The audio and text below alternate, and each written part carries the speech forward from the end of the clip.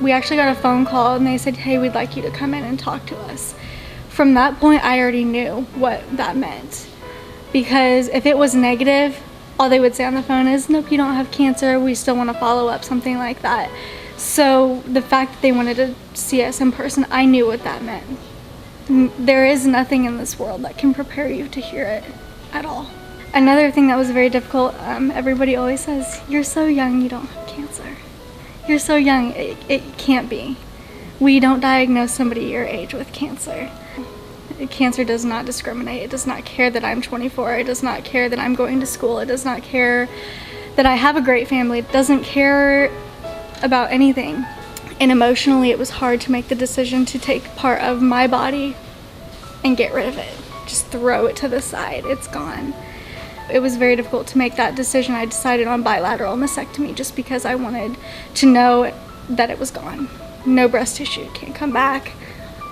The treatment, even though I knew I was going to be doing chemotherapy, and the drugs that are used are based on my oncologist's perception of what she wants to do, I still had to cope with it because it's not easy.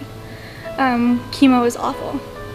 There is nothing good about the side effects and the symptoms that you get from them. You don't get anything blessing-wise as a symptom. Even though it was so awful and I was in the ER and I had pretty much every symptom possible from it, I did develop a lot of empathy for anybody going through chemotherapy. Anyone who has to go to the ER, anyone who is out of control, because you no longer have control when you're on chemo. It now controls your life. Every aspect of it. Can I go to the grocery store today? Well, we'll see, because I don't know how I will feel in 5 minutes and I don't know how I'm gonna feel in an hour. So sometimes I couldn't. My brother would have to go to the grocery store and he'd bring back stuff he'd cook for me. Mom would come down and take care of me just because I couldn't walk to the bathroom. I couldn't get up off the couch.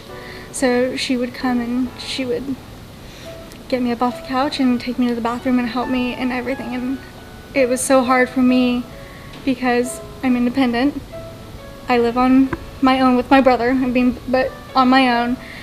And for my mom to have to pull down my pants and help me go to the bathroom. I'm 24 years old. I should be able to do that by myself. It's very difficult to cope with that. And she didn't complain. She loved that she could take care of me. It was beautiful. But I hated it because she shouldn't have to. I'm excited for the day that I'm done. I can't wait. I know everybody, they told me to do the countdown and I did. And everything becomes a countdown. Even from the day you're diagnosed, there's a countdown to surgery date, there's a countdown to the port date, countdown to chemo starting. I don't have to have radiation, lucky me.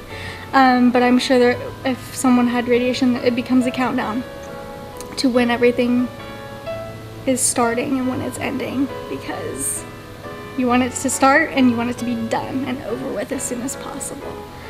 And now I have a new countdown that will be my countdown to graduation, which is going to be December 16th. I know, cannot wait. Oh, it's going to be a wonderful day. There have been a couple days where I have said, why me? But it comes back to, I need to help somebody in the future. There is a reason I need to go through this. Do I like that I'm going through it? No, I don't.